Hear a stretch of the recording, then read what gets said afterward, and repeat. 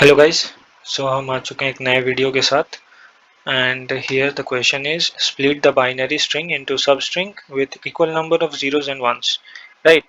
सो यहाँ पे हमें एक स्ट्रिंग दिया है जो कि एक बाइनरी स्ट्रिंग है। ठीक है। इसको हम लोग को स्प्लिट करना है जीरो और वन को बैलेंस रखते हुए। ठीक है। जो भी हम सब स्ट्रिंग उठाएंगे उसमें equal number of zero and equal number of one होना चाहिए। That means the number of zeros should be equal to the number of ones present in that substring. यही बोल रहा है। If it is not possible then return -1। ठीक है।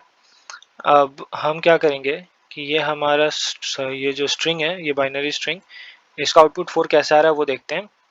So here हम देख सकते हैं कि ये जो सब स्ट्रिंग है, ये जो सब स्ट्रिंग है, इसमें equal number of zeros and ones हैं। जीरो भी एक बार है और वन भी एक बार है। That means equal number of zeros and ones, so our count will be 1। ठीक है। Now, if we see this one, this substring, so the number of zeros is 2 and the number of ones is also 2. So both are equal number of zeros and ones. So our count will be increased by 1. ठीक है। That means कि हमें दो ऐसे substring अभी तक मिले हैं जिसमें equal number of zeros and equal number of ones हैं। Right? Now, अब हम अगर इन दोनों को देखें, this one, तो इसमें भी equal number of zeros and ones है। राइट। सो मेरा काउंट क्या हो जाएगा, फिर से इंक्रीज हो जाएगा बाई 1, क्योंकि हमें फिर से एक तो ऐसा सब स्ट्रिंग मिला जिसमें equal number of zeros and ones हैं। Right. So our count will be 3। Now this one is also a substring with equal number of zeros and ones, so our count will again be increased by 1, so our count will be 4. That is why our output is 4। Right. यहाँ पे हम देख सकते हैं एक हमारा substring है 0 1 जो कि हमने यहाँ देखा, this one. Then our substring is 0 0 1 1, this one जो कि हमने अभी देखा, ये वाला। उसके बाद फिर ये वाला, उसके बाद फिर ये वाला। राइट। सो अगला वाला एग्जांपल जो है उसको समझते हैं। आइए व्हाइट बोर्ड पे समझते हैं। सो इसका आंसर क्या हो सकता है, अब आप लोग समझ गए होंगे कि हम क्या कर रहे हैं। राइट। सो ये जो सबस्ट्रिंग है, ये जो सबस्ट्रिंग है, इतना दूर तक, इतना दूर तक, ये सबस्ट्रिंग में 0 और 1 जो है इक्वल नंबर है। Right. That means the number of zeros is equal to the number of ones, so our count will be equal to 1। Right. Now अब हम आगे अगर चेक करें, सो आगे हमें ऐसा कोई सबस्ट्रिंग और मिल रहा है क्या। So yes, we are getting from here till here this one, इसमें 3 zeros and 3 ones। Right. So ये भी एक हमारा ऐसा सबस्ट्रिंग है जिसमें 0 और 1 के काउंट इक्वल हैं। राइट। सो मेरा count will be increase by 1। Right. So my count will be increase by 1, so my count will become 2। Right. Now हमने यहाँ तक देख लिया है, इतना देख लिया। अब ये भी हमारा ऐसा सबस्ट्रिंग है जिसमें equal number of zeros and ones हैं। Right. So our count will again be increased by 1, so our count became 3। Right. So यहाँ आइए, यहाँ हमारा आउटपुट 3 है। दैट मीन्स हम जो सोच रहे हैं सही सोच रहे हैं। राइट। सो हम कर क्या रहे हैं एक्चुअली, हम कर ये रहे हैं कि हम काउंट कर रहे हैं the number of zeros and the number of ones. Right. Number of zero को काउंट कर रहे हैं, कितना जीरो है और कितना वन है। राइट। सो यहाँ पे हमारा zero count will be 1 till here, then we came here, we found that our 1 count is also 1 and 0 count is also 1 in case both are same, then our count will be increased by 1। मतलब कि यहाँ पे हमारा 0, मान लीजिए हम 0 count को z से लिख रहे हैं। ठीक है। जस्ट इन केस z से हम 0 काउंट लेंगे और एक वेरिएबल बनाते हैं हम o नाम का, इसमें हम वंस का काउंट लिखेंगे। ठीक है, नंबर ऑफ वंस। सो जब हम यहाँ थे तो हमें एक 0 मिला, सो अवर 0 count will be increase by 1। Initially 0 था। अब हम यहाँ आए तो हमें मिला कि हमारा जो 1 का काउंट है that is 0 initially and we found 1 here, so our count will be increased by 1, our 0 count became 1। in case 0 count and 1's count are equal, right? These both are same, so our count will be increased by 1, right? अब हम यहाँ से निकले, ठीक है, हम पहुँचे इस जगह पे, ठीक है।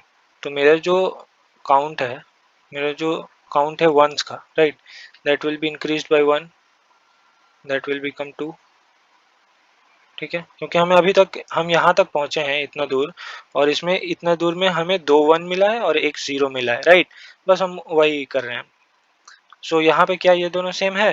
ये दोनों सेम नहीं है, सो मेरा काउंट इंक्रीज नहीं होगा, हम सिंपली आगे बढ़ जाएंगे, राइट।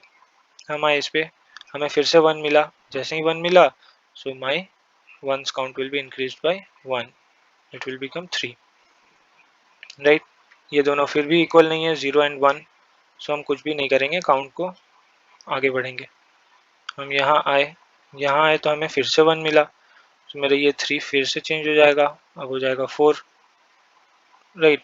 4 4 क्या 1 से इक्वल है? नहीं है, नहीं है, तो सिंपली आगे बढ़ो, आगे बढ़े। हम यहाँ आए तो हम क्या देखें कि ये तो भाई 0 है, 0 है तो z का काउंट को बढ़ा दो by 1, so this will become 2, ठीक है। This will become 2, 2 is not equal to 4। Count को देख रहे होंगे आप कि हम बिल्कुल भी कुछ नहीं कर रहे हैं, जब भी इक्वल होगा तभी करेंगे, इक्वल नहीं होने से कुछ भी नहीं कर रहे हैं, राइट। आगे बढ़े, हम आए यहाँ पे इसके ऊपर, ये 0 है, हाँ है, 0 है, तो 0 को काउंट को बढ़ा दो भाई, this will become 3, this will become 3, 3 is not equal to 4, count is not increased again.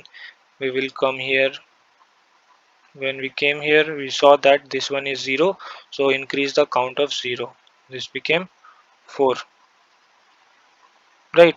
4 is equal to 4, yes, 4 is equal to 4, that means कि यहाँ पे भी हमें एक सबस्ट्रिंग मिला जिसमें equal number of 0 and equal number of ones है, that means my count will be increased by 1, or you can say our answer will be incremented by 1, right. अब हम आगे बढ़े, यहाँ पे आए, जैसे यहाँ पे हमें मिला 1, सो मेरा 1 का काउंट जो था वो 4 था, that will be incremented by 1, this become 5, right. So 5 is not equal to 4, we will not increase our count. we came here we saw that this one is 0, right, this one is 0, so we will increment our 0 count, this will become 5, जैसे ही ये 5 बना, we saw that number of zeros is equal to number of ones again, right, so we will increase our count by 1, this will become 3, right, this became 3, and हम लोग फिर आगे जैसे ही बढ़ेंगे वैसे ही स्ट्रिंग खत्म हो जाएगा, राइट। स्ट्रिंग जैसे ही खत्म हुआ हम बाहर निकले, बाहर निकल के चेक करना पड़ेगा, क्या चेक करना पड़ेगा? Number of zeros and number of ones अगर इक्वल है तभी रिटर्न करो काउंट को, that means in this case we will return 3, क्योंकि number of zeros and number of ones same है। In case they are not same, that means कि number of ones present in this string is different from number of zeros present in this string, that means we will return -1। अब देखिए यहाँ पे, यहाँ बोला है return -1, if it is not possible to split the string, तो फिर हम लोगों को रिटर्न -1 करना है, राइट। सो हम लोग यहाँ पे इस केस में रिटर्न कर देंगे 3 को, राइट। सो यहाँ पे इसलिए आंसर 3 है, ठीक है। होप आप लोगों को ये जो प्रोसेस है ये समझ आया होगा, राइट।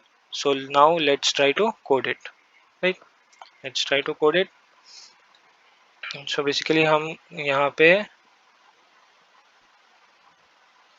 3 वेरिएबल का यूज कर रहे हैं, कौन कौन सा? एक होगा इंट काउंट, राइट, जिसमें हम हमारा सब स्ट्रिंग काउंट कर रहे हैं, सब स्ट्रिंग, राइट, जो रिटर्न करने के लिए बोला है, नंबर ऑफ सब स्ट्रिंग। एंड उसके बाद वाला जो वेरिएबल उसमें 0 का काउंट रख रहे हैं हम, इनिशियली 0 था, रिमेंबर। एंड देन हमारे पास एक वेरिएबल था जिसमें हम 1 का काउंट रख रहे थे, ठीक है।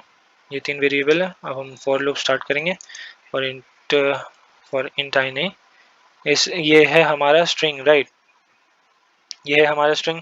सो ये जितने भी हैं ये बाइनरी स्ट्रिंग है, that means all these are characters not integers, right, these are not integers, these are characters, so we will take char c and convert this string to character array, str dot to char array। so हम इसको character array में convert कर लिए, अब हम check करेंगे if c is equal to 0, that means ये 0 character है, so our 0 count will be increased, ठीक है, बाय 1। एल्स क्या करेंगे, else our 1 count will be increased, ठीक है। और यहाँ पे हम हमेशा 0 और 1 को इंक्रीमेंट कर रहे थे, राइट। और इन केस मेरे ये दोनों सिमिलर होगा, इक्वल होगा, ये दोनों जो काउंट हमारे हैं ये दोनों इक्वल होंगे, तो हम our count will be increased, right. हम काउंट को इंक्रीज कर दे रहे थे। यहाँ चेक करते हैं इफ 0 इज इक्वल टू 1, तो हमें एक सब स्ट्रिंग मिला है, so we will increase count by 1, right. अब हम बाहर आएंगे, बाहर आके चेक करेंगे क्या मेरा 0 का काउंट इज इक्वल टू 1 का काउंट है, दैट मीन्स उसमें the number of zeros present in that string is equal to the number of ones present, right. If that is the case, then we will return simply count, else that means कि equal नहीं है, so we will simply return -1, ठीक है। Compile करते हैं, so compile successfully, let's submit it। so test case, हाँ हो गया, सक्सेसफुली सबमिटेड, राइट। सो आइए इसका टीसी देखते हैं। सो मेरा जो ये फॉर लूप है, ये एक फॉर लूप है, और ये पूरा का पूरा स्ट्रिंग, जो हमारा स्ट्रिंग का जो लेंथ है, राइट, जो भी हमारा स्ट्रिंग आ रहा है उसका पूरा लेंथ है। अगर मान लेते हैं उसका लेंथ n है, there are n number of characters, so n number of times हमारा ये फॉर लूप चल रहा है, right, because we are fetching each character from the whole string, and मेरा time complexity in that case will be big of n, right. Our TC will be big O of n, where n is the length of the string str, and my space complexity will be big O of 1, क्योंकि आप देख सकते हैं हम कोई extra space use नहीं कर रहे हैं, बस 3 वेरिएबल का यूज कर रहे हैं, सो ये big O of 1 स्पेस लेगा, of course. So this is our time and space complexity, which is the required one, right. So thank you.